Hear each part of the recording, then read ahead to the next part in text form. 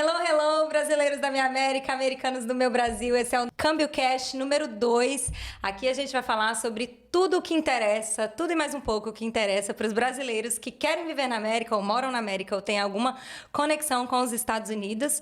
E hoje a gente está aqui com o Gustavo Neto. Gustavo Neto, que hoje faz 22 anos de Estados Unidos, né, Gustavo? Exatamente. E é Principal Digital Offering Leader da IBM. Então tá aí no mundo executivo do Silicon Valley e tem muita história além desse título e ele veio aqui compartilhar um pouquinho com a gente tudo isso. Conta pra gente quem é o Gustavo. Bom, primeiramente, Lívia, queria agradecer você, a equipe da Câmbio pelo convite.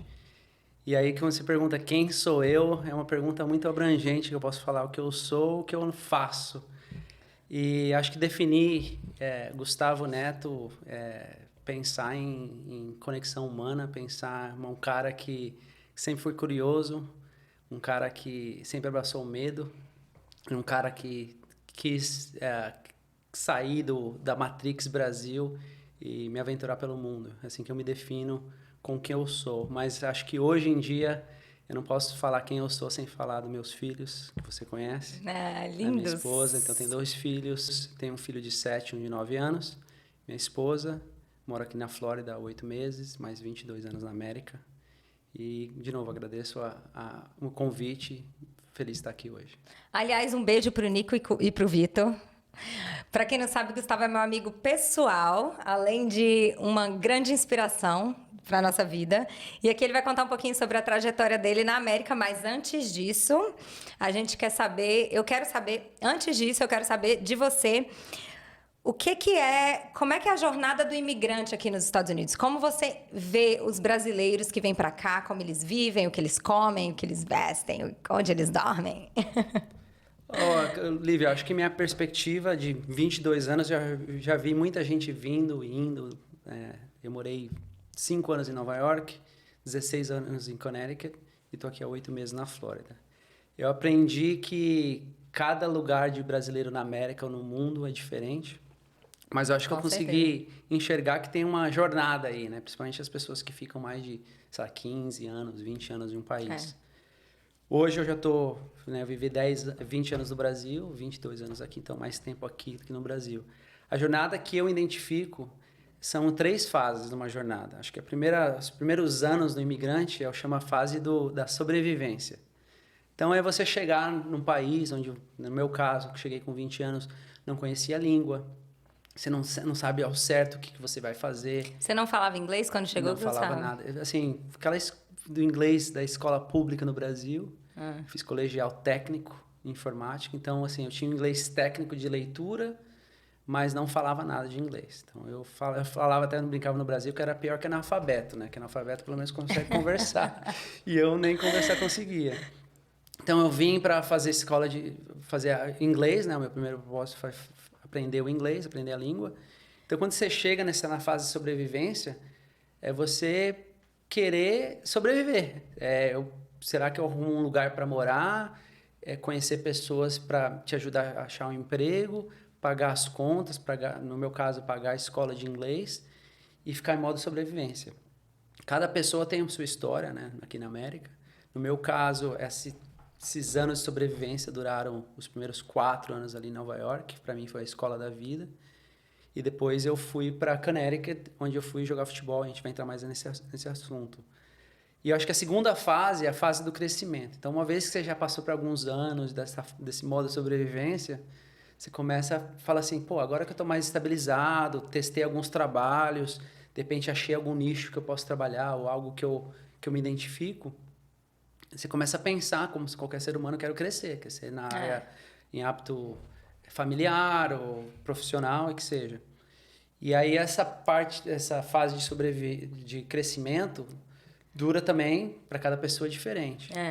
E eu acho que na terceira fase, que é depois que você fica algum tempo aqui, e muitos desses anos você fica sempre perguntando, vou ficar aqui, vou pro Brasil, vou para outro lugar do mundo, aqui né? É vou meu crescer. Lugar. Exatamente.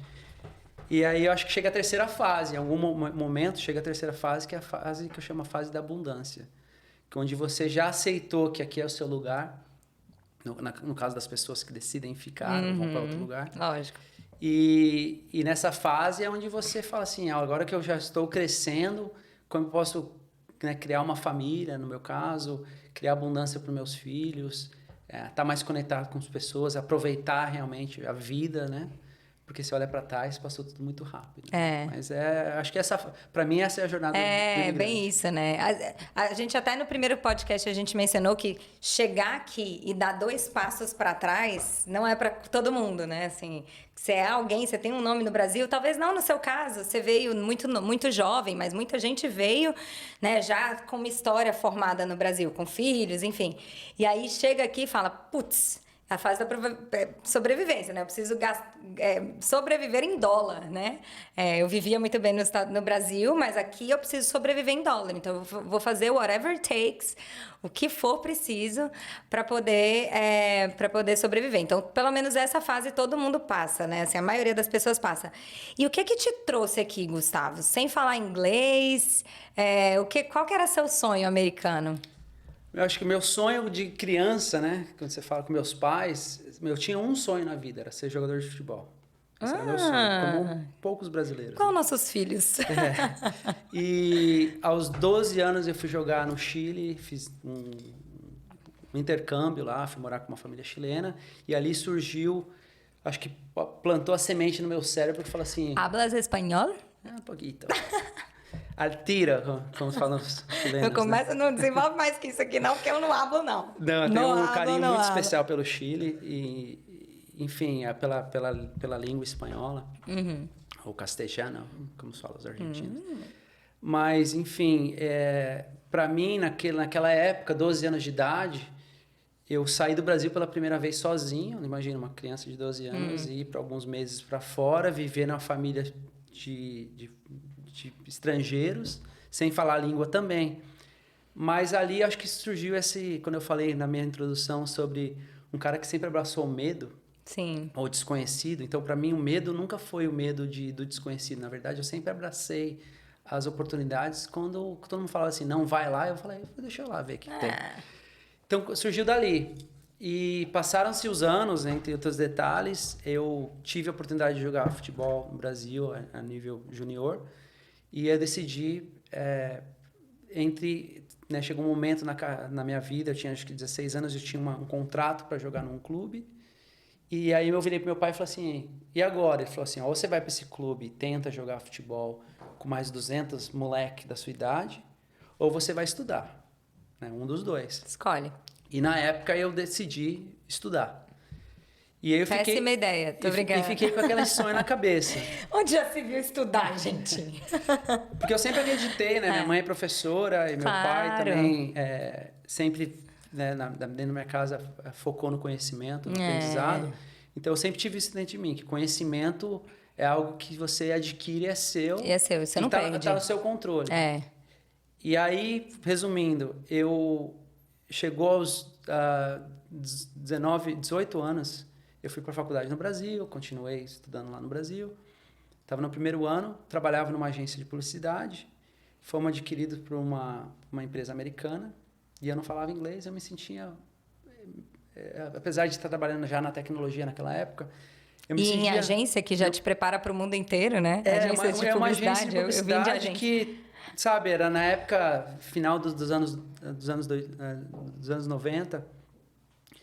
Então, a gente estava vivendo ali a bolha do dot-com.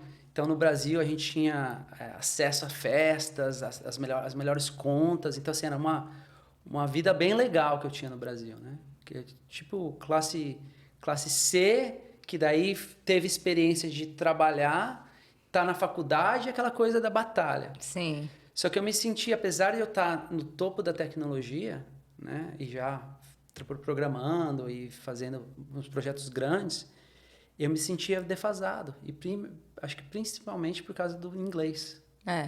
Então eu falava, se eu não buscar esse conhecimento agora, eu vou ficar para trás. Com certeza. Então, primeiro, eu acho que quando eu tento lembrar o porquê me trouxe aqui essa pergunta, foi isso, que faltava isso para mim. E aí, como eu queria abraçar também aquela ideia do desconhecido que me deixou lá desde o Chile, eu falei assim, quer saber? Vendi meu carro, vendi todas as minhas Massa. coisas e falei, vou para os Estados Unidos. Aí, a primeira ideia era ir para a Inglaterra.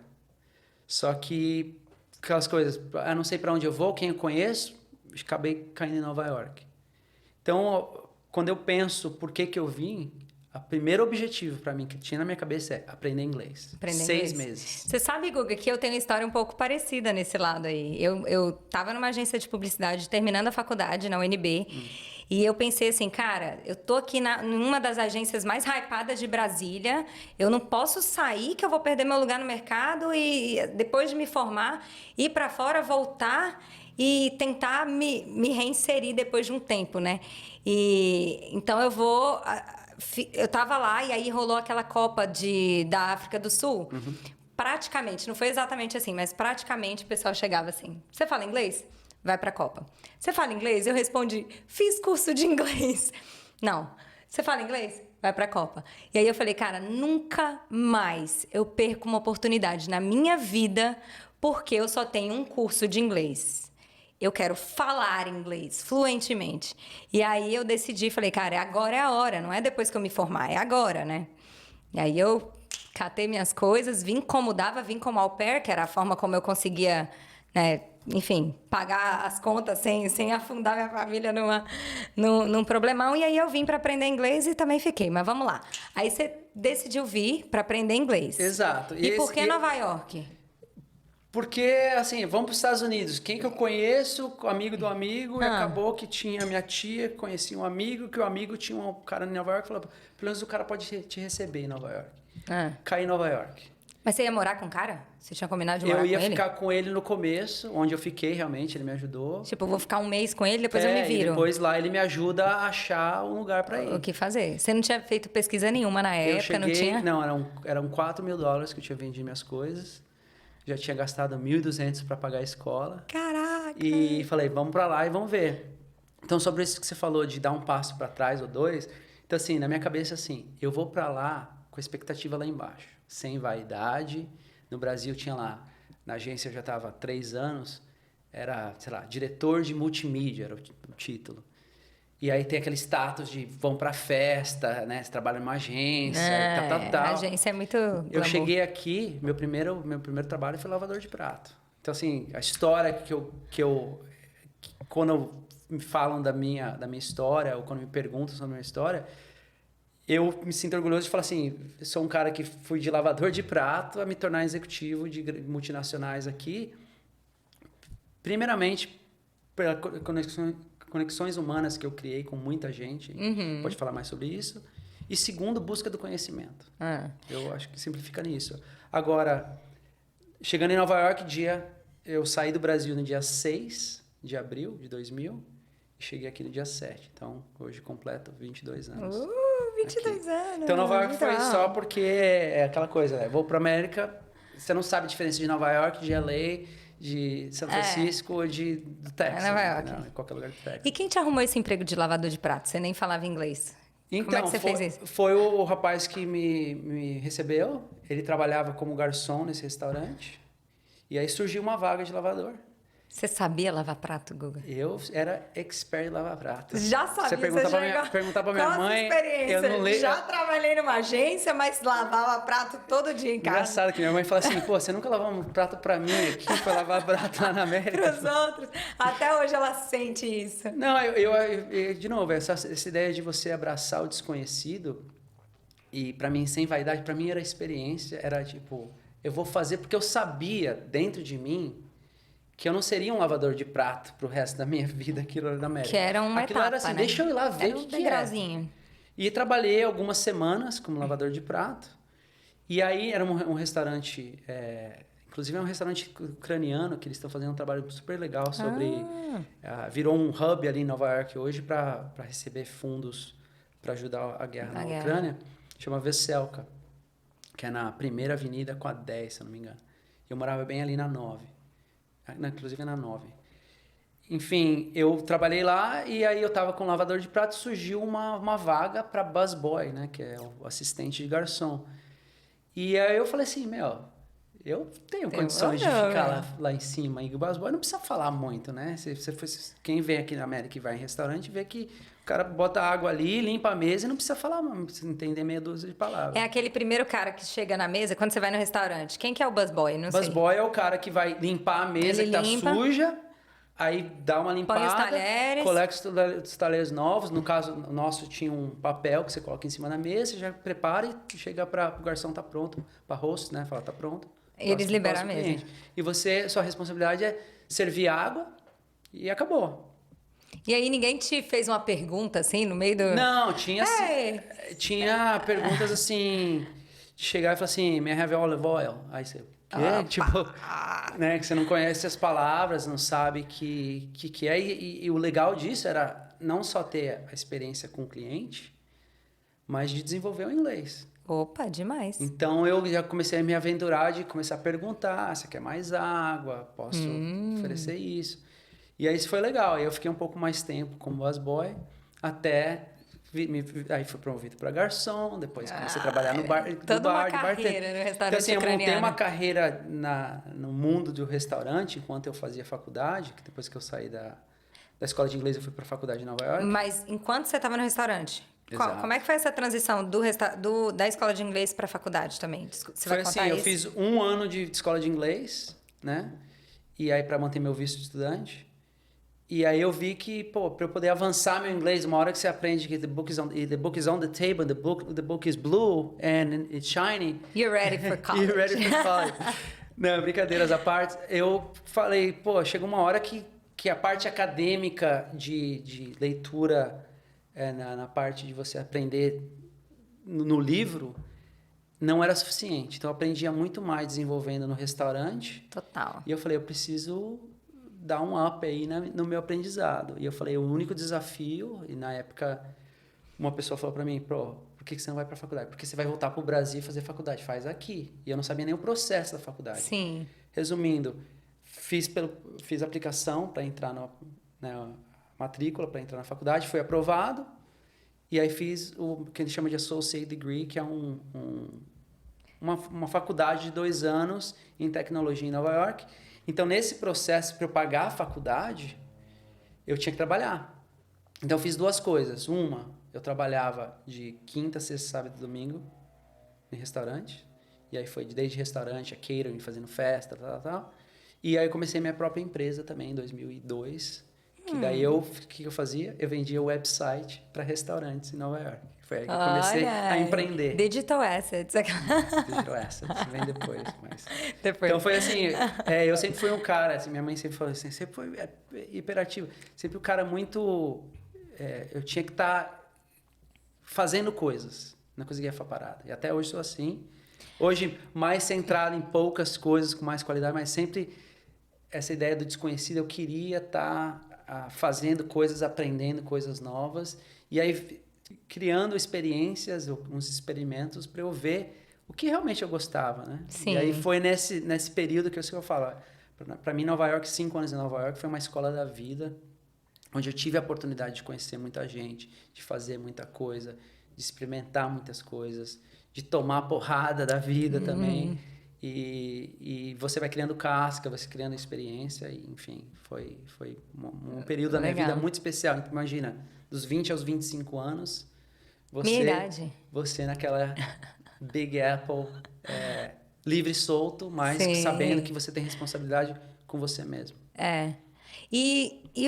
E o futebol? Entrou em algum momento aí? Eu sei que você jogou futebol, você deu aula de futebol.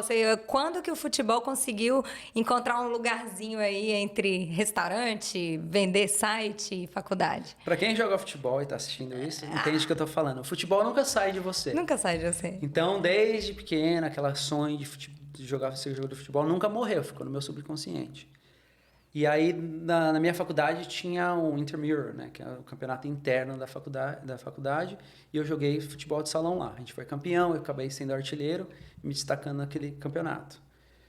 Um coach de uma outra faculdade me chamou para jogar um outro campeonato. Na conversa com ele, eu jogando para ele, a gente foi campeão desse outro torneio, que era já da cidade de Nova York, entre as faculdades. Ele chegou para mim e falou assim, cara, por que você não tenta jogar futebol e ganhar uma bolsa de estudo? Eu falei, cara, eu não tenho nem noção como isso funciona.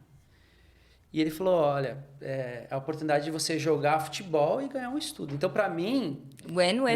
Win. E eu falei assim, era a oportunidade da minha vida. Então, eu botei aquilo como meta da minha vida em Nova York. Eu falei assim, eu não vou sair daqui se eu não for jogar numa faculdade. Então, no momento que eu coloquei isso como meta, isso virou uma obsessão minha. Então, onde entrava o futebol? Eu jogava de final de semana, eu conseguia achar pelada no meio do Harlem. Então, todos os campinhos de Nova York, quem quiser falar sobre campinhos de Nova York, eu conheço. Você sabe o caminho. E quem joga futebol sabe que jogar futebol não é o fato só de você jogar a bola. É a resenha ali, aqui, né, nos Estados Unidos você vai jogar, e daí tem um cara da Jamaica, daí tem um cara da Inglaterra, então você vai lá e faz uma carícia na bola, né, e se destaca, cria laços. Então, eu falo que meus primeiros grupos de amigos que eu criei foi dentro do futebol em Nova York. E com isso apareceu uma outra oportunidade para eu fazer os testes nas escolas. Eu fui fazer esses testes em 3 faculdades. A primeira, eu fui lá para Long Island, e através de um contato, uns caras, inclusive o Danilo, um parceiraço meu, virou parceiraço meu, me recebeu lá, não conhecia. Aí ele me levou para fazer teste. No meio do jogo, me deu uma cãibra. O cara falou assim... Não. O técnico virou pra mim e falou assim, você vai ter que voltar pra academia. Você tá muito fraquinho. Não. E eu sempre fui magrinho, né? Aí eu caí, eu falei assim, não, isso não vai me derrubar. Aí fui pra uma segunda faculdade, aí recebi um offer pra jogar lá. E aí, aos 45 do segundo tempo, que você tem um período aqui, né? Até eu já tava com 24 anos. Tem um limite de idade? Tem limite idade? de idade. Para jogar futebol? Para a primeira divisão, tem uma série de regras. Né? Tá. Então, a NCAA, que é o órgão que organiza todos os esportes das faculdades, tem uma série de regras. Então, faltava, assim, o fechamento dos atletas naquele ano, faltava, assim, questão de um mês. Aí, um outro cara que virou um amigo, padrinho, um amigão meu, Carlos Oliveira, que é agente de futebol também, técnico hoje em dia na Ásia e tal. Eu conheci ele por um contato e ele falou assim, cara, tem um teste para fazer lá em Connecticut, lá na Sacred Heart University. Fala de novo, Connecticut. Connecticut. Gente! É muito American.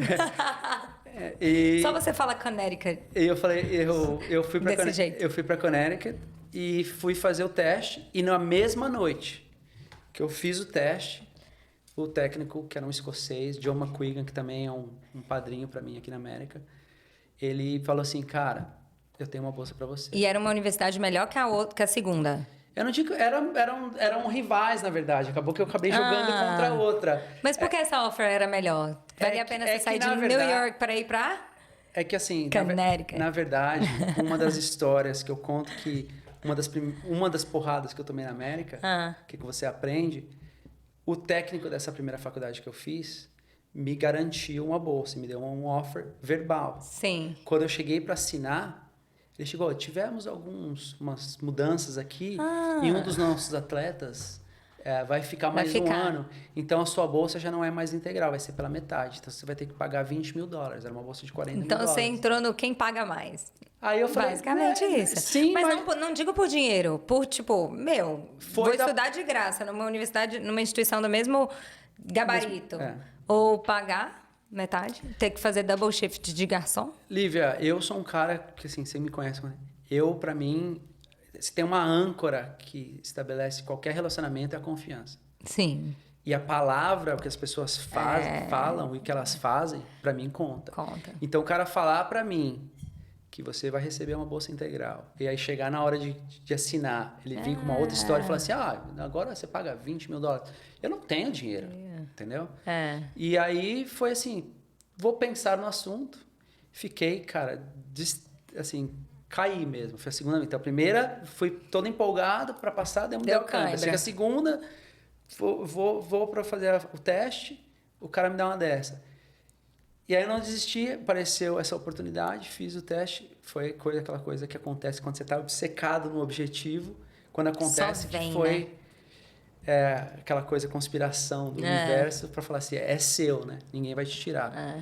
Então, essas experiências, né, de você estar sozinho, de você ter essas frustrações, de você ter essas conquistas, fortalecem, né? Não só nas conquistas, principalmente na hora que você cai. Então, eu sempre falo que não é as derrotas que você tem que focar, é quão rápido você consegue levantar delas. Então, eu foco muito nisso, né? E aí, graças a Deus, caí na Sacred Heart University, que para mim foi, assim, também uma outra esfera de estar vivendo dentro de um filme, né? Que é uma faculdade linda, 90% de americanos lá, então, assim, eram pouquíssimos estrangeiros, né? Então, eu conheci pessoas do mundo inteiro. Foi lá que você aprendeu a falar Connecticut. Ai, gente, eu nunca vou falar desse jeito. Legal. Você já tinha terminado seu Associate's Degree quando você foi? Sim, ou sim. Você... Ele chama tinha de terminado seu Transfer... Associate? Eu terminei em Nova York, em 2004. E aí, nesse período, no final do meu Associate Degree, eu comecei a fazer esses testes. Já, como você sabe, o ano letivo aqui começa em setembro. Sim. Então, você se forma em maio e o próximo ano letivo começa em setembro. Então, eu tinha esse período do verão para se achar. resolver. Eu fechava uma bolsa naquele ano, ou eu perdia a bolsa. Você perdia por causa da idade? Por causa da idade. Nossa. Eu poderia ter ido para uma segunda divisão, por exemplo. Sim. Mas eu queria a primeira divisão, Lógico. porque tem uma estrutura muito maior, enfim. E eu terminei o Associate Degree, e aí o que eles chamam de Transfer Student. Eu transferi meus créditos de Nova York para essa faculdade para fazer mais 2 anos e terminar o bacharelado. Legal. Eu fiz em Business. Em Business. Isso. O Associates era? Em tecnologia. Chamava New Media Technology. Então, era uma abrangência de várias tecnologias, desde web, broadcast, tecnologia móvel, e daí você tinha um pouco de tudo, entendeu? Programação, enfim, era uma faculdade bem legal. Legal. E aí depois você fez business. E aí, beleza, jogou torneios, enfim, e estudou tudo ao mesmo tempo. Você tinha que manter nota boa para ficar no time ou não? Sim. Tinha toda essa... De novo, a NCAA tem uma série de regras para você entrar lá na faculdade, eles chamam de... Acho que chama clearing house, né? Que eles fazem um vasculho sobre sua vida para ver se você é elegível para entrar na faculdade. É uma vez que você é aceito pelo departamento atlético, você tem que fazer o SAT, como qualquer outro americano. Você faz os testes para entrar, além de mostrar que você sabe falar inglês. Então, tem um teste, né, que é o TOEFL, que você tem que mostrar também a sua fluência. Sua habilidade. Sua habilidade no inglês. Então, assim, é um processo doloroso, longo, tenso. Fui aprovado, entrei na faculdade, aí foram 2 anos para eu me formar. Só que eu tinha 3 anos de elegibilidade para poder jogar. Daí eu joguei os 2 anos no bacharelado e fui convidado para ficar mais 1 ano para fazer um mestrado enquanto eu jogava. E aí, nesse período também, trabalhando, continuei com a minha empresa, enfim, sempre tocando alguma coisa no paralelo. Em Connecticut, você vendia websites e fazia faculdade e jogava futebol. E dava aula de futebol também. E dava aula de futebol. Ainda não era o Soccer for Parents. Ainda não era. Não. Soccer for Parents foi um projeto que eu criei depois dos meus filhos. Eu idealizei o Soccer for Parents quando eu estava sendo técnico de futebol, porque eu via a frustração dos pais querendo se engajar com os filhos. E não xingando os meninos pequenos. Exato. Falava, galera, vamos... E eu falava assim... vamos procurar um terapeuta, deixa os meninos jogar bola. E eu falava, quando eu ter filho, eu não vou ser esses pais. Até porque meu pai jogou profissional. E eu perguntava pro meu pai, por que você nunca foi ver meus jogos no Brasil? Eu joguei aqui 3 anos na faculdade. Sabe quantos jogos meu pai veio me ver? 1. Aí ele falou, porque eu ia agredir fisicamente os jogadores. Exatamente, Lívia. Foi isso que ele falou. Ele falou assim, sabe por que eu não fui, filho? Porque se eu fosse, eu ia xingar o técnico, eu ia entrar lá bater no juiz, ia cuspir na bandeirinha.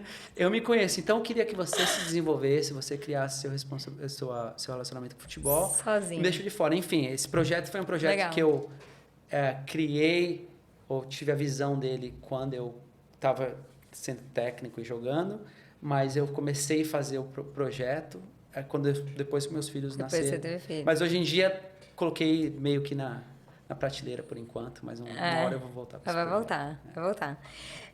Beleza, em que momento, foi depois do mestrado, foi durante o mestrado, que você pensou em, cara, não vou só empreender, vou entrar no mundo corporativo? Como é que surgiu essa ideia e como foi seu ingresso no mundo corporativo? E aí aproveita e fala a trajetória entre, enfim, as empresas que você passou até você chegar na IBM hoje, no cargo que você tem. Eu comecei minha empresa em Nova York, então, de novo, batia nos restaurantes e falava, você não tem website. Na época não tinha Google, era Yahoo. Nossa. Então eu falava assim, você não tem website, o pessoal está usando a internet, eu posso criar um website. Criei um template, eu ia de porta em porta e vendia. O primeiro website foi o primeiro restaurante que eu trabalhei como lavador de prato, foi o primeiro. Foi seu primeiro cliente? Foi o primeiro cliente. Ah, que e eu legal. vendi, sabe por quanto? Por prato de comida. Não. Ele falou assim, então 6 meses você pode vir aqui comer. E aí eu fiquei amigo do francês lá, que era dono do lugar. Gente, maravilha! Foi assim. E aí eu comecei a criar mais coragem de bater em porta, criar proposta e vender. Eu cresci a empresa, criei uma operação onde tinha designers no Brasil, tinha pessoas no México trabalhando comigo. Então eu virei mais um vendedor e gerente de projeto aqui. E a parte operacional eu fazia com a equipe. E quando eu entrei na faculdade, conheci um indiano que tinha contatos lá. Eu comecei a ter contato com a Índia, a explorar, a entender o que era tecnologia na Índia. E aí comecei a me abranger em relação a ser um empreendedor. Sim. Só que eu comecei a bater numa parede, né? Que eu falei assim, eu não consigo criar escala. Então eu cheguei a um momento, teve um ano que Porque era você que programava. No começo sim, eu comecei a fazer tudo. Tá, mas e essa galera, por que você não conseguia criar escala? Com esse pessoal da Índia, do México? Eu comecei a fazer tudo sozinho. Aí depois eu comecei, agora eu vou deixar o pessoal fazer a parte de design, a parte de programação. Só que eu tinha minha faculdade, daí eu tinha que correr atrás das minhas coisas. E eu falei assim, vender só esse website, eu não conseguia pensar em escala. Sim. Eu não tinha um mindset de escala. Entendi. Então, assim, eu falei assim, eu lembro até hoje, Lívia, eu fui numa feira de automóveis em Nova York, isso acho que foi em 2004. 2003, 2004. Não, foi 2003. Eu fui nessa feira e aí tava lá os carros e os valores do carro. Eu falei assim, como esse povo americano faz dinheiro para poder comprar um carro desse valor? Um carro de $45 mil, ou que seja, né? O valor que era. Para mim, que ganhava o que eu ganhava, eu falava assim, tá muito fora da curva para eu poder comprar um carro. Então, a pergunta que me batia assim, o que eu preciso fazer para eu poder não comprar um carro, mas eu ganhar dinheiro, se um dia eu decidir comprar o carro, eu posso comprar. Então, não era o carro em si, era o processo para eu poder me sentir assim, eu posso comprar o carro. Eu tenho esse poder de compra aqui, que essas pessoas têm. Eu vivo no maior país capitalista do mundo. Como que faz? O que é o American Dream em relação na parte financeira? E aí foi quando clicou para mim que é essa ideia de mentoria, de me aproximar das pessoas, de adquirir conhecimento de pessoas que já fizeram o que você quer. E aí eu me aventurei em começar a criar mais conexões com pessoas, principalmente a comunidade americana, para entender o que eles faziam. Pessoas com dinheiro, pessoas que eu devo buscar, para responder sua pergunta sobre como eu engrenei no mundo corporativo, através do estágio. Aí eu falei assim, segundo ano e último ano na meu associate degree, eu preciso fazer um estágio, era obrigatório. Aí eles falaram, você pode fazer um estágiozinho aqui na faculdade mesmo e a gente te dá os créditos e boa. Eu falei, não, quero fazer um estágio numa empresa americana. E aí eu tive, não sei se for sorte, se as estrelas se juntaram de novo, e eu estava na Califórnia de férias por uma semana, e eu tinha mandado os currículos, eu recebi uma ligação da JetBlue, falando, recebemos seu currículo, vi que você tem uma experiência na parte técnica, tem uma vaga aqui que é para trabalhar na área de recursos humanos, mas... Isso você morava em Connecticut? Morava em Nova York. No Associate's Degree mesmo. Isso, então eu engrenei... Isso foi antes do futebol. Enquanto eu tinha minha empresa, eu estava na faculdade, eu tinha que fazer esse estágio. Sim, entendi. E aí eu falei assim, fiz a entrevista, e no dia que eu recebi a ligação da Recursos Humanos, eu estava na praia na Califórnia. E eu lá, será que ela vai escutar? Eu falei assim, pô, eu tô aqui, não sei o quê. Eu não falei que tava na Califórnia. Eu falei assim, não, queria marcar com você uma reunião com um grupo aqui e tal. Tá bom, marcamos para uns 2 dias depois. Eu fiz a entrevista da Califórnia, fui aceito, recebi a oferta da JetBlue, fiz o estágio de 4 meses lá. Então foi a primeira vez que eu engrenei numa empresa isso em 2003. JetBlue tinha 3 anos de idade, uma baita numa empresa, tinha um aporte financeiro muito grande. Então a experiência de não é você ser estagiário para fazer café. Eu cheguei lá com responsabilidades, com um trabalho definido, com coisas que eles esperavam que eu podia entregar. Legal. E tive mentores excelentes naquela. Então, para mim, foi assim, uau, né? Essa estrutura americana realmente faz a diferença. É o bicho. E aí eu falei assim, pô, agora, né, fui para Connecticut, fui para a faculdade, e aí tinha aquela história de, precisa se fazer estágio. Eu já tinha um. Então, eu estava no meu 3º ano de faculdade, começando, né, o bachelor's degree. Eu falei, quero fazer outro. E o pessoal lá, não, deixa pra fazer no seu último ano, no seu senior year. Deixa pra fazer no último ano. Eu falei, não, quero fazer agora. Aí eu fiz, no meu primeiro ano, fiz uma faculdade, um estágio em Greenwich, que eu trabalhei com um americano que tinha uma empresa pequena de recrutamento de executivos na área de tecnologia. Opa, legal, né? Caiu no colo também. E aí eu aprendi muito com esse cara, virou um mentor meu. Ele trabalhou na Casa Branca, trabalhou com um contrato gigantesco para o governo americano. Então, aprendi muito sobre estratégias de empresas, como eles identificavam executivos, quais eram os skills que os executivos precisavam ter, como eles tiravam o executivo de uma empresa e traziam para outra empresa e tal. Fiz esse estágio, que daí eleva já, porque daí você entende que você está no mercado mais competitivo do mundo. Sim. Então, eu não sou mais um migrante brasileiro que estou aqui no modo sobrevivência. Agora eu preciso competir com o indiano, com o mundo alemão, inteiro. com o mundo inteiro. Inclusive com os americanos. Então eu vi que eu tinha já no currículo o que a maioria, principalmente minha equipe lá, meu time, o pessoal, não, faz estágio depois. Eu não fazia estágio. Ou o pessoal da minha classe não tinha um estágio. Eu já tinha 2. Eu falei, não, vou fazer o 3º. Vou fazer. Aí eu fui atrás de uma feira de trabalho que teve na faculdade, que a escola... Eu me lembro disso. Eles faziam bem legal, assim. Você prepara seu currículo, fica vai lá... com uma pastinha. E vai passando nas empresas. E a história assim, legal, e quem estiver escutando isso aqui, principalmente os brasileiros que jogaram comigo, eles vão lembrar disso. Passei por isso. Eu saindo do meu dormitório, com a minha pastinha, com gravata, né? Todo arrumadinho, cabelo, bater um gel aqui. Subindo, e eu tinha pedido pro meu técnico sair mais cedo para eu chegar na feira mais cedo. Que era lá no ginásio da faculdade. E no que eu tô subindo, o meu time de futebol tá saindo. E os caras me veem com as pastinhas e eu com o cabelinho com a pastinha. Deu passe pra eles mandarem pro gol, né? Eu não sei se naquela época já existia a palavra bullying, mas quiseram fazer um bullying comigo. Eu falei, vou lá, né?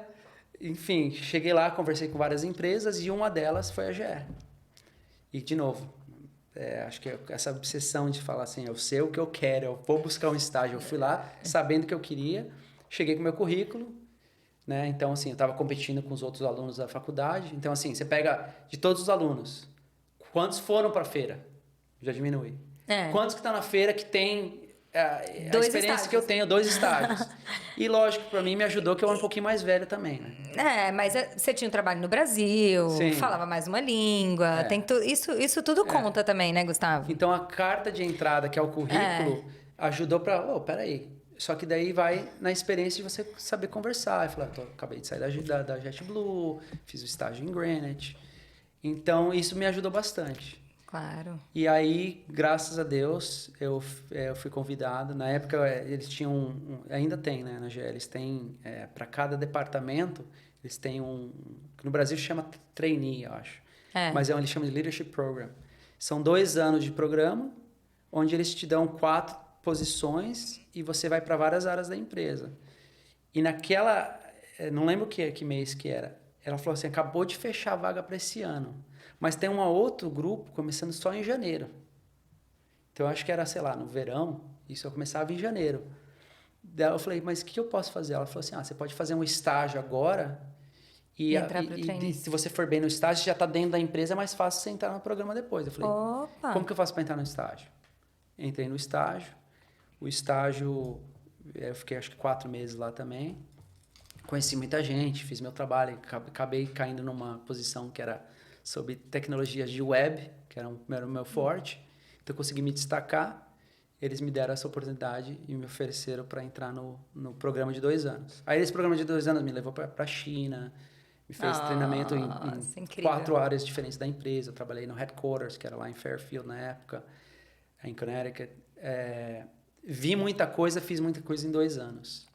Aí, quando você acaba o programa, é meio que virar um apprentice, assim, né? Você fala assim, e agora, né? Tem tantas vagas para tantas pessoas.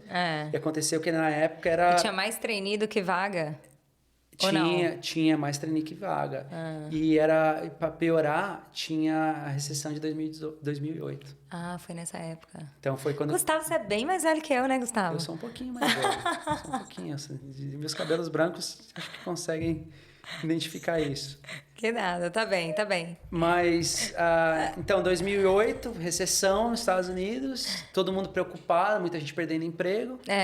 E eu fazendo estágio, vendo gente sendo demitida. E aí apareceu uma oportunidade, porque daí quando abre as vagas para a empresa, você não é... Você tem uma vantagem que você fez o programa de trainee, mas não tem nada garantido. E aí eu fui, de novo, você vai para competir com o americano, com os caras que fizeram o programa com você, virou apprentice. Cada um por si. E aí eu conquistei uma vaga lá na época, e aí entrei, foi quando eu engrenei... Na sua área? Na minha área. Eu engrenei na GE, onde eu acabei ficando 10 anos, e aí... Nesses 10 anos, acho que no meu 5º ou 6º ano, fui promovido para executivo e comecei essa ideia que virou uma obsessão profissional de o que é ser um executivo, né? Sim. Que eles fazem essa preparação nesses 2 anos para você se tornar um. Então, foi uma experiência legal, que tem um fundamento, uma preparação toda para você ficar preparado para o cargo quando o cargo aparecer, entendeu? Então, foi uma transição bem legal. Foi uma transição longa, dolorosa, de medos, né? Eu falei só os melhores momentos. Então, assim, você tá lá, chega lá num ambiente corporativo, se sentir como um imigrante, não fala, tem um sotaque, de repente, tem a palavrinha na sua cabeça falando. Então, todos esses medos aconteceram, mas graças a Deus, por muitos mentores que eu tive, muito treinamento, você vai criando confiança. Até um dos meus mentores, Mark Mastriani, era um cara muito top, muito respeitado na empresa. E ele era muito duro com a gente. Então, ele, sabe, em apresentação, ele é um cara aquele chefe que você fala assim, pô, o cara com cobra, mas o cara quer que você... Quer o seu bem. Quer seu desenvolvimento. Ele chegou pra mim e eu falei assim, mas esse é o tipo de coisa que eu não sei, eu não tenho confiança sobre o que eu estou propondo. Como que eu crio confiança? Sim. Ele falou, Gustavo, confiança se constrói com experiência. Então, aprende, vai fazendo e essa experiência vai te dar confiança. Joga. Para mim foi assim, no momento que eu precisei dessas palavras e outras histórias que tem de mentoria, esse foi um exemplo. Nossa, muito bom, muito bom. E você foi para... Primeiro, vamos falar sobre ser um brasileiro. Gostei do que você falou, assim, dos medos, das inseguranças. O que ser um brasileiro trouxe para você como profissional no ambiente corporativo de uma Fortune 500, não é só num ambiente corporativo qualquer, né? Assim, dentro de uma Fortune 500 e trouxe, claro, dificuldades como a insegurança, como o sotaque, será que eu sou bom mesmo? Será que eu posso e tudo mais? Mas o que te trouxe de diferencial? Tá, vamos falar primeiro sobre o que para mim era ser brasileiro, vindo do Brasil com 20 anos. E a gente, quando vem do Brasil, independente da idade que a gente vem, a gente traz algumas crenças limitadoras, algumas coisas da cultura do Brasil, tanto boas quanto ruins. Sim. Eu vou falar primeiro das boas. Eu acho que é assim, visto com bons olhos, e eu acho que me ajudou muito a me destacar aqui.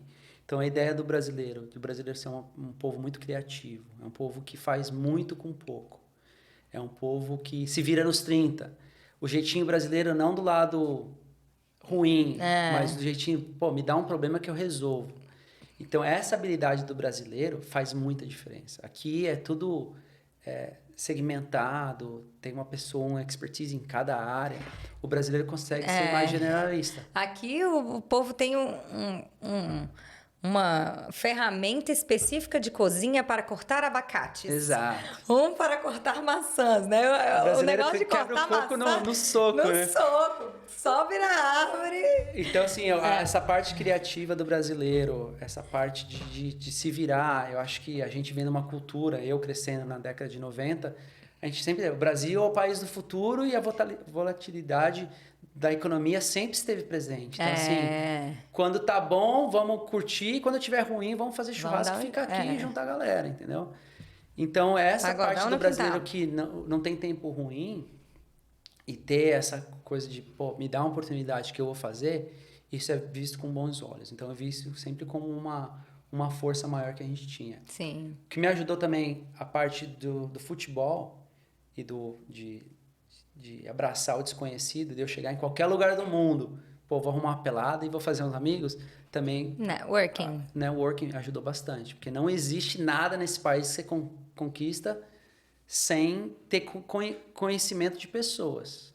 Acho que resume é isso. Uhum. Então, o brasileiro vindo do Brasil com isso, já faz parte da nossa cultura. Povo amigável, que quer realmente conectar com pessoas, enfim. Agora, tem algumas crenças limitadoras que a gente traz, como falas, né, ou frases, que o rico cada vez fica mais rico, o pobre cada vez fica mais pobre. E o motivo todo mundo já conhece. Então, assim, esse é um exemplo, mas então, muitas coisas são enraizadas na nossa cultura, eu acho que montam um subconsciente limitador. E quando você está aqui sozinho, só você, e você gasta muito tempo com você para ter um autoconhecimento, identificar quais são os seus medos, por que ele acontece, e na hora que chega em situações dessa, que você se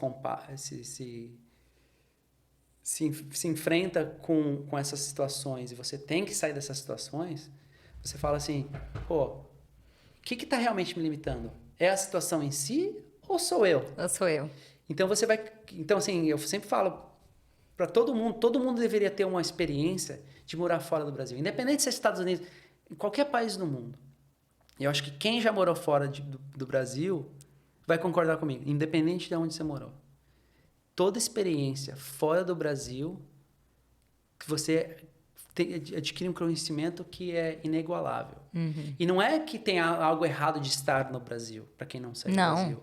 É que você sai da sua zona de conforto. Quando fala, sair da zona de conforto, é você lidar com sentimentos que você nunca lidou antes. Com certeza. Porque no Brasil você está num ambiente, você vai para outro ambiente, você tem que lidar com outras coisas. Então, eu acho que essa história de você ser brasileiro na América, Lívia, tem os seus lados positivos e tem coisas que pode te machucar, mas está dentro da sua cabeça. Mas que te fazem... Então, assim, o que me ajudou, eu lembro de novo de uma história que eu estava no centro de treinamento da RGE. Era meu 2º ano de empresa. E aí eu tava lá, você vai para um lugar em Nova York chamado Armonk, New York, que é um centro de treinamento como se fosse uma universidade da empresa. Então é seletivo, você vai lá e faz, aí vem os líderes da empresa, desde os líderes, no meu caso, da tecnologia, CIO, vinha falar com a gente, para realmente treinar a gente para ser os próximos líderes da empresa. E uma das palestrantes era uma brasileira, Andrea Nunes. Até mandei uma mensagem um pouco tempo atrás para ela, falando sobre essa história para ela, que vem à tona. E ela apresentou, ela te criou um slide da vida dela, profissional. E ela começou lá no Brasil, lá em Minas Gerais, depois foi para o Rio de Janeiro, depois não sei o quê, foi convidada para ir para Stanford, Connecticut. Então, em questão de 10 anos, a carreira dela foi assim, ela era líder de recursos humanos de corporate. E aí eu fiquei assim, uma brasileira na minha empresa, que não tinha muito acesso aos brasileiros ainda naquela época, e ela contou a história dela. Aí eu cheguei para ela e falei assim, adorei, sou Gustavo, sou brasileiro também, adorei sua história, podemos se encontrar lá, porque eu trabalho lá no corporate também, nem sabia que você estava lá. Não, vamos almoçar. A gente foi almoçar e eu perguntei para ela justamente isso. Eu falei, Andréia, eu ainda me sinto um pouco retraído. Eu tenho várias ideias, eu sempre fui um cara criativo, né? Venho do mundo criativo, gosto de empreender, mas muitas vezes eu fico travado. porque eu, de repente, não, apesar de eu ter minha formação acadêmica aqui nos Estados Unidos, não é um problema da língua mais. É eu não poder me expressar, não ser eu mesmo. Ela falou assim, Gustavo, o que a gente traz como brasileiro é a nossa natureza. E a gente que a gente traz como humano é o que a gente é. Então pensa nisso. Aqui você não está representando, você não é o Brasil, você é você. Acontece de você ter algumas coisas do Brasil que te faz diferente. Quando você abre a boca numa reunião, se você tiver um sotaque, as pessoas vão te escutar, porque você é diferente. Se você traz uma perspectiva diferente que ninguém pensou, as pessoas querem te escutar. Então não tenha medo e seja você. Eu lembro até hoje que a partir do momento que ela falou isso, em todas as reuniões, não era questão de o que as pessoas vão pensar que se eu falar foi bom ou ruim. É eu me dar a oportunidade de expressar e ser eu mesmo. Falar, pelo menos eu dei a minha ideia e eu me expressei da melhor forma que eu me encontro. E isso também, para mim, acho que marcou ali uma guinada na minha carreira para começar a ser visto de uma forma diferente, de ser visto um cara da inovação, um cara que virou referência quando se falava de, temos uma solução que a gente não sabe como fazer um approach aqui, uma coisa totalmente inovadora que requer várias tecnologias. Vão trazer o Gustavo. Então você começa a criar um branding. Então isso eu acho que foi muito legal. Isso é uma coisa que eu faço muita mentoria para pessoas que estão entrando na carreira corporativa, ajudei já bastante pessoas. Essas histórias eu conto sempre, porque eu passei e as pessoas vão passar. E eu não falo assim, é porque eu passei, faça isso. Mas é uma coisa que a gente tem que ter todo mundo como cabeça para criar essas crenças limitadoras que... como os americanos pensam sobre brasileiro? Eles não querem saber se você é brasileiro, se é indiano, se você é o quê. Eles querem saber, você consegue entregar resultado? Você consegue trazer inovação? Você consegue criar um ambiente? Você é uma pessoa plausível, uma pessoa que a gente quer estar próxima? Então, tudo isso eu acho que faz a gente trazer algumas coisas do Brasil, da cultura brasileira e posicionar aqui como um diferencial. Legal. Nossa, inspirador, inspirador. E o legal é que, assim, é como você disse, né? Você não fala para a pessoa o que ela tem que fazer, mas você mostra para ela onde ela tem que prestar atenção. Quais são as armadilhas em que ela não pode cair, né? Assim, da própria consciência, né? Isso pode ajudá-la a diminuir um pouquinho as barreiras, os obstáculos e ter o sucesso que você teve. Falando em sucesso, você se considera uma pessoa de sucesso hoje, Gustavo? Você já está na sua fase de abundância? Me conta. Eu acredito que sim, na fase de abundância, e eu acho que essa ideia de sucesso também. Eu fiz alguns trabalhos, inclusive um trabalho na faculdade que eu fiz, perguntando para 100 pessoas o que significa sucesso. Pessoas de países diferentes. E o que eu aprendi é que o sucesso é relacionado à cultura também. Ou seja, se você perguntar para americanos, o sucesso geralmente, não estou generalizando nada, é relacionado à parte financeira. Brasileiros e indianos já é um sucesso mais de família, de você ter uma conexão ali. Se eu tiver sucesso, eu tenho que estar com sucesso com a minha família. Sim. De novo, nosso povo brasileiro é muito diverso. Mas é uma coisa cultural. Eu acho que todo mundo tem que ter sua definição de sucesso. A minha definição é ter equilíbrio na parte financeira, na parte emocional, na parte psicológica, espiritual e familiar. Então, o que você é para você mesmo, o que você é para sua família, o que você é para a equipe que você trabalha, o que você é para a sua empresa, o que é você com o seu próprio propósito. Né? Uhum. Eu, no caso, sou cristão, tenho meu propósito com Deus. Se eu tiver balanceado nessas áreas, se tiver esse balanço, para mim é um sucesso. Hoje eu me considero muito balanceado nessas áreas. Lógico, tem vezes que seu filho ficou doente e você tem que dar total foco nisso. Então, a saúde ali é a prioridade. Então, você deixa as outras coisas de lado. O trabalho apertou, você tem que deixar a família um pouco de lado e focar no trabalho. Então, é meio que um jogo de malabarismo, né? Exato. Então, assim...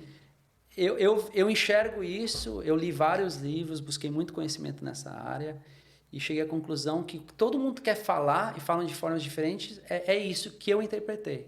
De você ter esses balanços, que você define o que é importante para você, que você tem um propósito maior e que você se sinta bem de falar assim, as coisas que eu estou fazendo, as decisões que eu estou tomando, as pessoas que eu estou me juntando, fazem bem para mim? Então, hoje em dia, graças a Deus, quando eu olho assim minha história e converso com pessoas, até você quando se interessou para falar para o público sobre a minha história, eu sempre fui muito... Eu que fui até muito fui tímido em falar sobre a minha história em si, publicamente, comecei a ver que a minha história já não é mais a minha história, né? Não. Minha história é mais uma história de um imigrante que já tem 22 anos e pessoas que estão vindo para cá agora, pessoas que já estão aqui, que podem pegar alguma coisa, como eu sempre pergunto para as pessoas qual é a sua história. Então, hoje em dia, eu me considero que eu montei uma família maravilhosa, eu criei uma rede de relacionamentos global, que eu sou muito orgulhoso. Então, hoje em dia, eu tenho amigo no mundo inteiro, eu viajo o mundo inteiro, tenho acesso a muita coisa. E nessa jornada também, consegui construir bastante coisa, aprender bastante coisa. Então, eu me sinto uma pessoa de sucesso dentro da minha definição, podendo balancear essas áreas da minha vida. Claro. Tem muito a ver com que você conquistou as suas expectativas, né? Assim, a distância entre isso, né? As minhas conquistas e minhas expectativas. Se tá próxima ali, porque nunca vai estar igual, né? Assim, você sempre tá sonhando alto. Se atingiu, você sobe um pouquinho.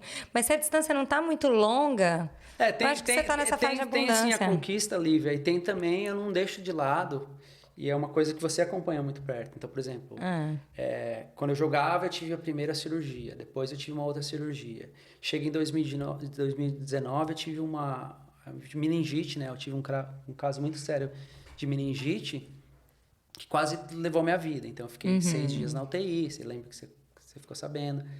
Então, chega nesses momentos que a vida te dá um tapa para você aprender, então você não aprende só no sucesso. Você aprende nessas horas. Sim. Que a vida te dá um tapa ou algo que você criou uma expectativa e aí você não alcança e essa expectativa que não foi alcançada se torna um fracasso.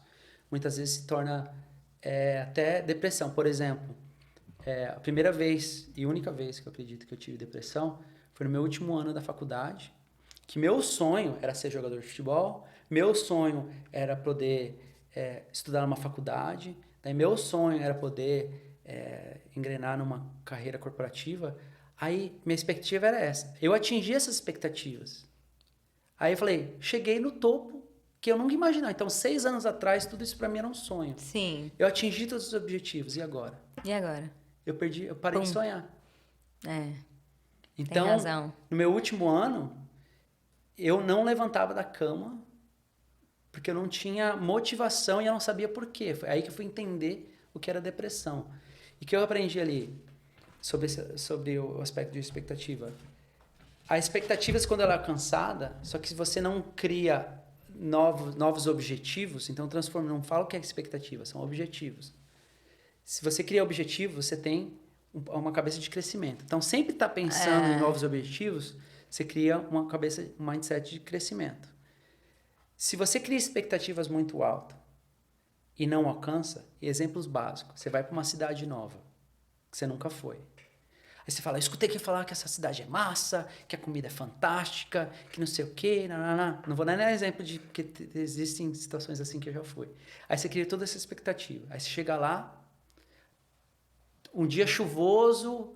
Você tá falando de Londres? Não tô falando de Londres. Eu morei em Londres, eu adoro Londres. Tô brincando. Algumas cidades. Imagina a sua, cada um imagina a sua. Tô brincando. Você chega nessa cidade, dia chuvoso, aí choveu 3 dias, aí inundou uma parte da cidade, já tá fedida a cidade. Aí você vai no primeiro restaurante, você é mal servido, a comida tá ruim, você passa mal. Então, sua experiência única. É uma e a sua expectativa estava aqui. Então, essa diferença se torna uma frustração. O que eu aprendi? Isso é o que eu faço. Eu vou com expectativa zero, qualquer coisa. Eu fui inclusive, com o Cassel na conferência. Eu falei, qual que é a sua expectativa? Ele, não sei. E a sua? Eu falei, também não sei, eu não tenho nada.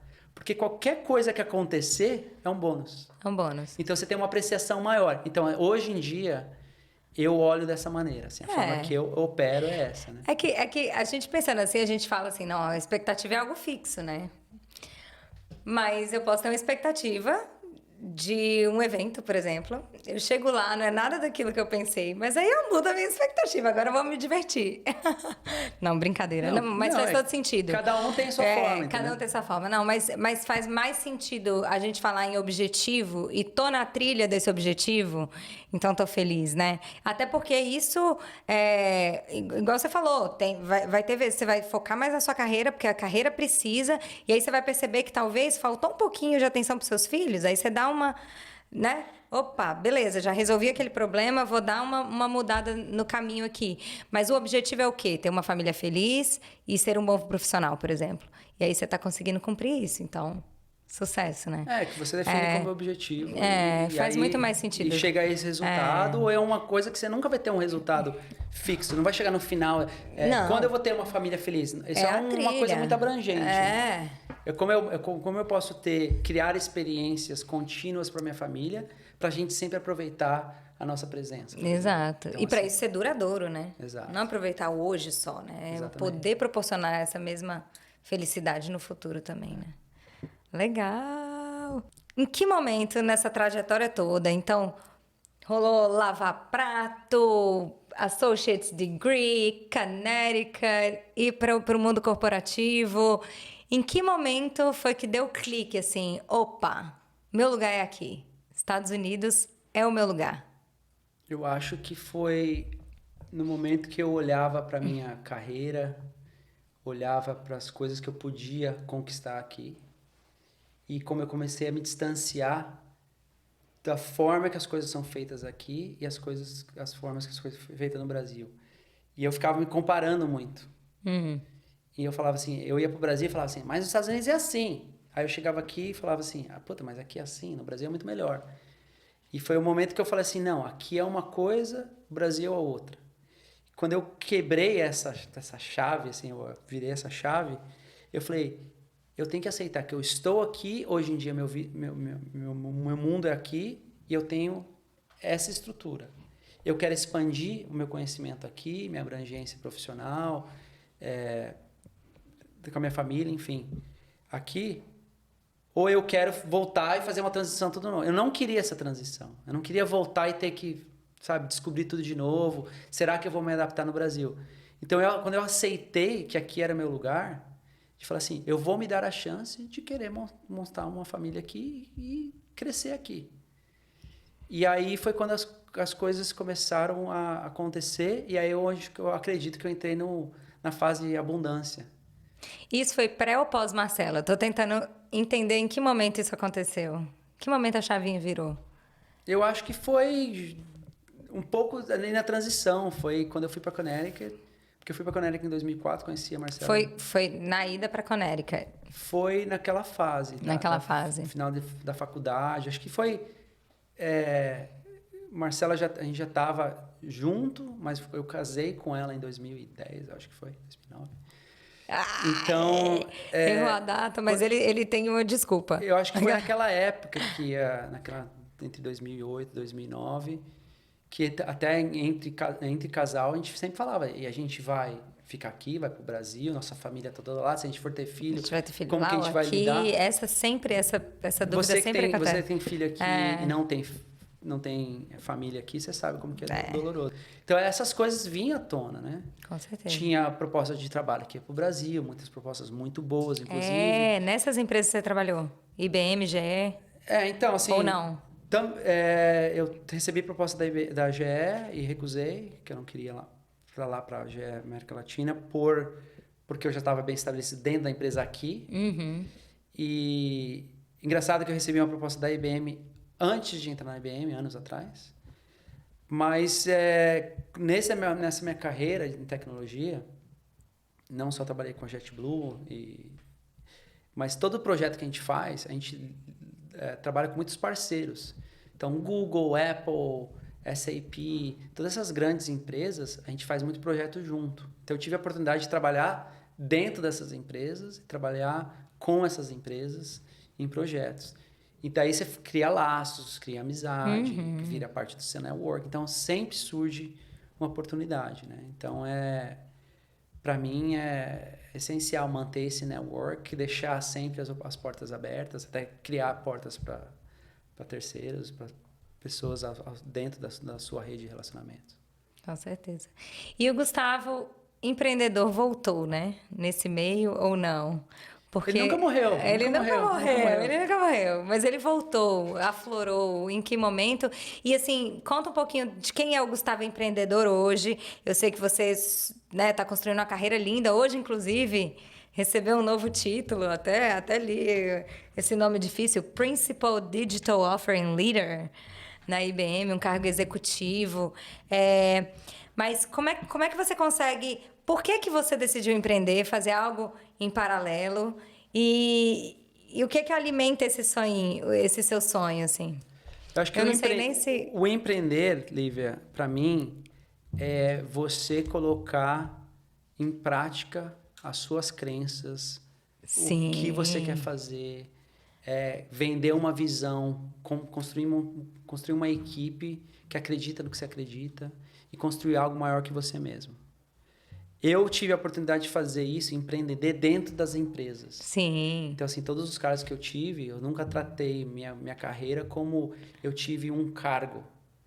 Eu tive assignments, oportunidades, onde foram me dadas os problemas para resolver e a oportunidade de crescer algo maior. E toda a minha carreira eu fiz isso. Então, sempre entrar num cargo, entender os problemas da equipe ou da função, arrumar esses problemas, criar uma estrutura e criar escala e depois ir para o próximo. Então, assim, sempre foi de cada um ano e meio mudar de posição. Então, por exemplo, na GE, 9 cargos em 10 anos. Na IBM, agora estou no meu, acho que, 4º cargo em 4 anos. Então, para mim, sempre foi legal fazer isso. Como eu tive já... Meu pai foi empreendedor, minha mãe foi empreendedora, apesar de ser professora, ela tinha também uma empresa por 18 anos na área de comunicação, adesivagem, essas coisas no Brasil. Legal. Então, eu trabalhei com a minha mãe, vi meu pai tendo os empreendimentos dele. Então, já estava, acho que no sangue. Empreendedorismo é essa coisa, né? Ou você quer ser isso ou não quer. E eu sempre achei interessante, porque eu já tinha aquela coisa de, mentalidade que eu acho que é uma vantagem do imigrante, eu tenho que ter válvula de escape, não tem plano A e B, mas eu tenho que ser multiuso. E para mim, o que sempre me ajudou, para eu poder pegar os conceitos que eu aprendia na minha carreira, eu tinha que sim fazer dentro do meu contexto da minha profissão, só que eu tinha que fazer para mim mesmo. Então, eu sempre tive essa linha de conflito de interesse, eu falei assim, não, eu sou Gustavo B2B para as corporações e sou Gustavo B2C ou Gustavo consultor para pequenas empresas. Person to person mesmo. Para eu executar isso. Isso sempre um ajudou o outro. Então, me ajudou a fazer meus empreendimentos e esse conhecimento dos empreendimentos me ajudou a ser o melhor profissional. Legal. Hoje em dia, o que eu sou na área profissional? Eu sou o que eles chamam de accredited investor. Então, assim, graças a Deus, consegui montar um patrimônio onde eu tive acesso a muito investimento, onde eu foco muito no investimento. Eu gosto muito da área financeira, investimentos financeiros. Faço investimento, por exemplo, nas ações aqui nos Estados Unidos desde 2005. Faço outro tipo de investimento, como real estate. E sou apaixonado, já li livros e livros, faço conferência e tudo, participo de conferência nessa área de financeira. Então, sou um investidor.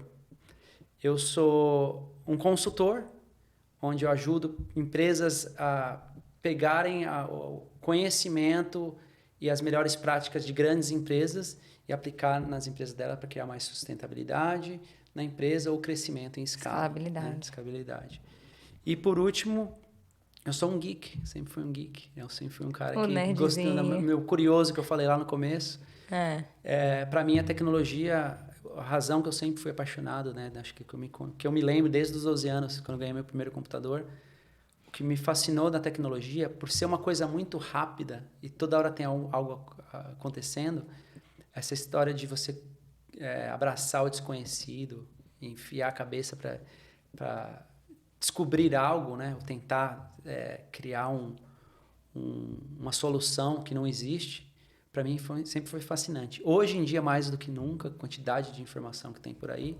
Então, assim, minha missão hoje em dia, Lívia, é democratizar o conhecimento da tecnologia. Acho que a gente que vem dessa geração anos 80, 90, eu sou um pouquinho mais velho, mas a gente vem de uma cultura onde os geeks eram mal vistos, ou eram, deixa eles lá no canto. A tecnologia hoje está em todas as indústrias, todas as empresas.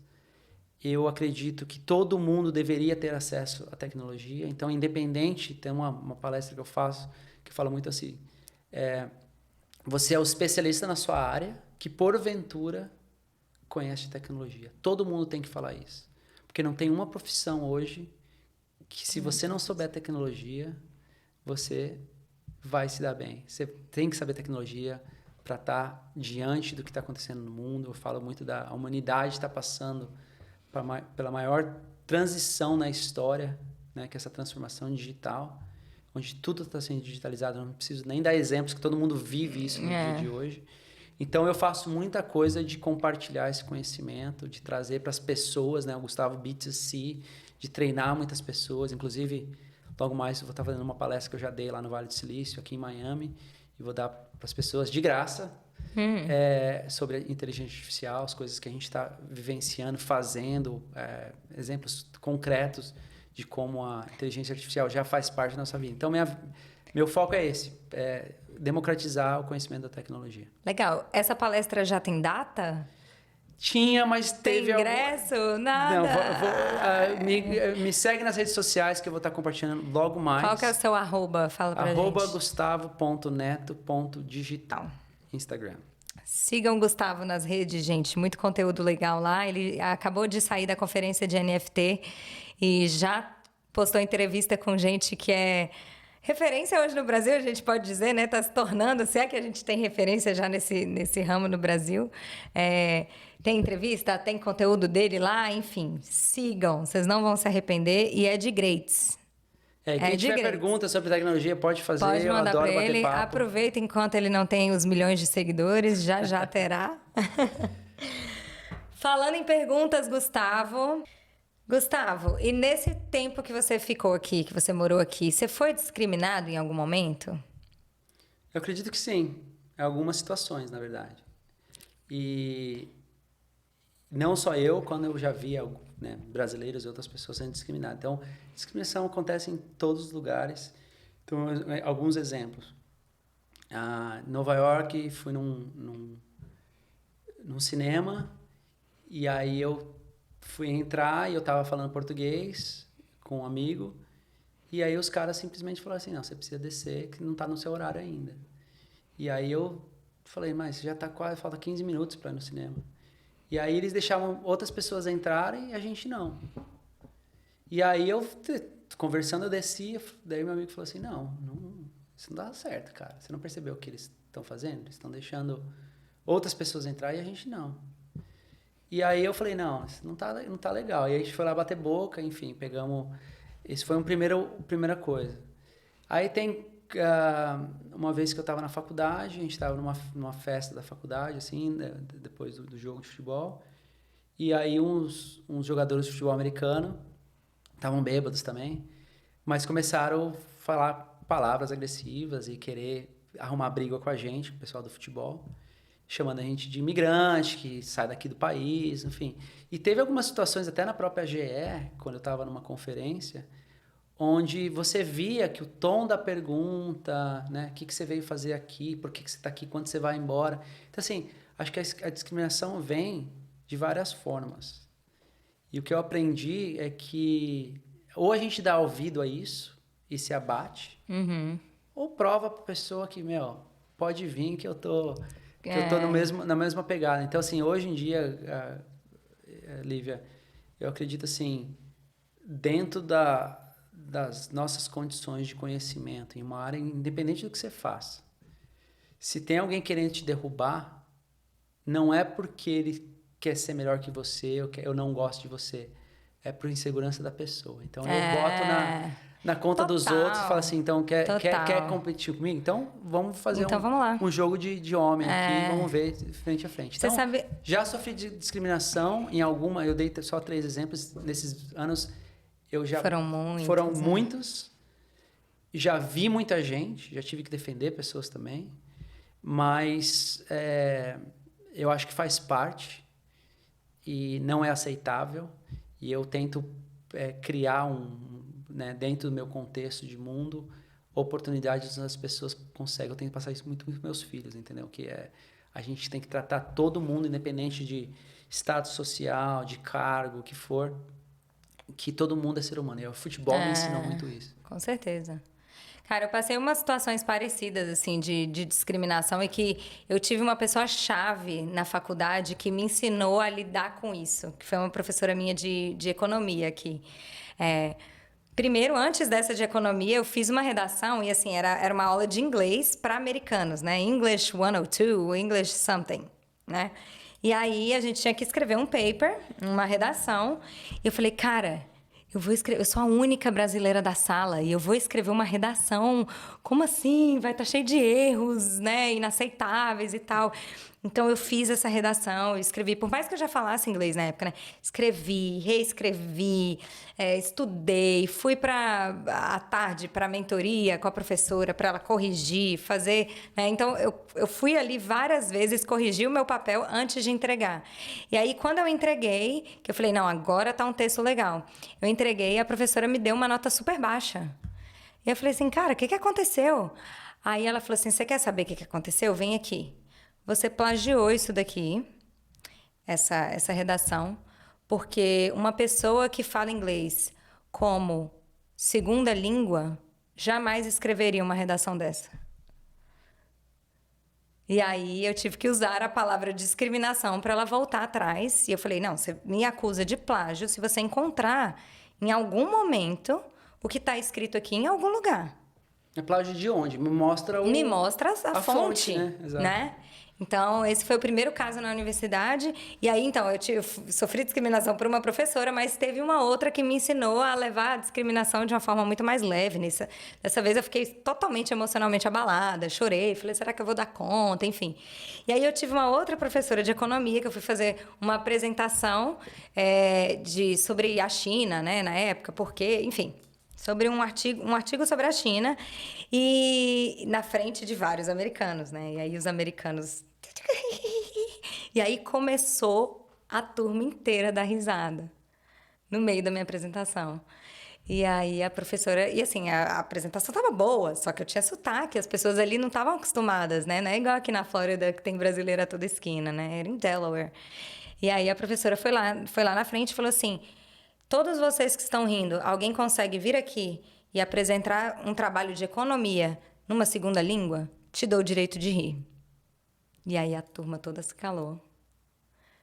E aí depois disso eu falei, cara, só de eu estar aqui fazendo uma apresentação né, de um assunto que para muita gente é complexo, numa segunda língua, eu já estou voando, né?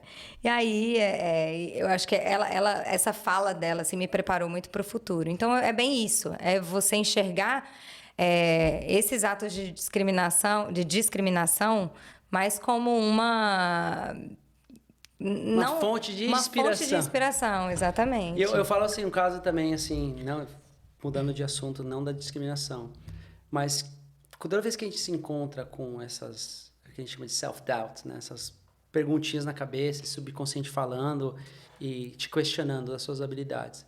E a gente que vem como imigrante, a gente está lidando, imagina, a gente está lidando com várias coisas. Então, no meu caso, eu ou crianças que vêm para cá, você está numa fase de crescimento, de aprendizado, você está aprendendo coisas novas, uma língua nova, então é uma quantidade longe de coisas. Da família. E além disso, você tem essas dúvidas. Então, se a gente estivesse no Brasil, só ficando na sua língua matriz, língua mãe, a gente já tem esses problemas. Já passa por crises, então, aqui né? a gente tem esse problema, mais essas outras variáveis. Então, o que eu falo assim, toda vez que isso acontecer, é você achar essas fontes de inspiração, porque esses mecanismos de válvula de escape ajuda muito. Porque assim, esse exemplo que você falou, se você está dando risada de mim, vem fazer aqui na segunda língua. E aí um exemplo, ao contrário disso, foi que eu estava numa apresentação, era um treinamento dentro da GE, onde a gente foi para... Acho que foi lá na China, a gente estava um mês lá fazendo treinamento, e eles faziam uma filmagem para a gente fazer uma apresentação executiva. Então, era um treinamento assim, que sentava uma bancada do seu grupo, um grupo de 6, 7 pessoas, que estavam no mesmo nível com você, E um fazia apresentação para outro, e aí ele fazia uma crítica depois. Ó, isso aqui é as coisas que você fez bem, essas coisas que você podia melhorar. Uhum. E aí chegou minha vez. E aí eu me abalei com a câmera, primeiro. Aí começou a bater, será que eu vou falar bem? Aí começou, imagina, uma pessoa que já fala uma língua nativa, já fica intimidada com uma câmera. Aí começou uma bola de neve na minha cabeça. Na hora que eu cheguei para falar, eu sabia o conteúdo, era uma coisa que eu já tinha preparado, já tinha ensaiado, tudo, estava pronto. Eu cheguei lá, falei 2 palavras, eu travei. Fiquei branco, não conseguia falar. Aí eu baixei a cabeça, aí acho que eu não cheguei a chorar, mas me deu uma trava. E a pessoa falou assim, Gustavo, calma. Eu falei, nunca aconteceu isso na minha vida. Eu travei, eu não sei o que eu vou falar. Aí a nossa coach saiu lá de trás, toma uma água, senta, deixa alguém fazer, depois você volta. A gente está aqui para isso. Aí quando eu voltei, fiz minha apresentação, fui bem. Aí eles me deram a crítica deles, falaram, isso aqui que você fez bem, isso aqui que você pode melhorar e tal. Só que uma coisa que foi marcada, um cara que hoje em dia é um grande amigo meu, ele falou assim, Gustavo, o momento que você entra e fala alguma coisa, as pessoas querem te ouvir. E ele falou isso porque ele realmente queria escutar o que eu tinha falado. Ele falou assim, não é a forma que você fala, isso você vai melhorando toda vez. É o que você tem a falar. Isso me marcou bastante, porque hoje isso eu passo para as pessoas. Sim. Porque vai chegar nesse momento que a pessoa vai travar e fala assim, mas eu não vou gostar da minha voz, eu não vou gostar que eu tô com uma espinha na cara, que eu tô com... o meu cabelo tá amassado, que seja. Essas vozinhas vão estar... E quem tá fazendo palestra em frente a milhões de pessoas, sempre vai ter essa borboleta no estômago. Mas no momento que você consegue criar essas válvulas de escape, e principalmente a visão do imigrante. As válvulas você vai criar mais válvulas porque as variáveis são maiores, são mais variáveis contra você. É o sotaque, é a falta da palavra, né, que você não está acostumado ainda, você está aprendendo inglês. Então, eu acho muito legal isso, as pessoas pararem pelo menos para analisar, porque quando isso bater, tenta achar sua válvula de escape e fala assim, eu sei o que eu estou fazendo. E se alguém falar o contrário, não tem problema, porque eu sei o que eu estou fazendo. Legal. Obrigada, Gustavo. Tanta inspiração, tanto ensinamento, tanta história gostosa de ouvir hoje. Obrigada pela sua participação no segundo Câmbio Cast. Espero poder te trazer mais aqui para a gente falar de outros assuntos, porque eu tenho certeza que você tem muito mais coisa para dividir, além da sua história de vida. Você quer deixar mais alguma frase de fechamento, algum conselho, alguma mensagem para o público? Primeiro, agradecer você, de novo a equipe, por ter se interessado na minha história e pelo convite, né, para chegar aqui. A gente já veio conversando, aprender bastante sobre você, sobre o que vocês estão fazendo com a Câmbio e como vocês estão levando essa mensagem para o público. Eu, de novo, minha mensagem é que se cada um tem uma história, acho que cada um que chega aqui tem a oportunidade de montar a sua própria história. Você montando a sua história, não espera que nem eu, 22 anos depois, para contá-la. Monta a história e vai compartilhando essa história durante sua jornada. Eu acho que se cada um compartilhar, a gente tem que agregar todo mundo. Então, a gente tem como comunidade brasileira e comunidade global, porque eu não acho que também... Eu aconselho as pessoas não ficar só presas dentro da comunidade brasileira. Tem muita coisa, muito conhecimento lá aí fora. Fora, né? A cultura americana é muito rica. Outros povos que estão aqui. Então, abranger esse network de pessoas e compartilhar histórias. Legal, obrigada. Obrigada para quem ficou até aqui. Vejo vocês no Câmbio Cast número 3. Tchau, tchau. Tchau, tchau.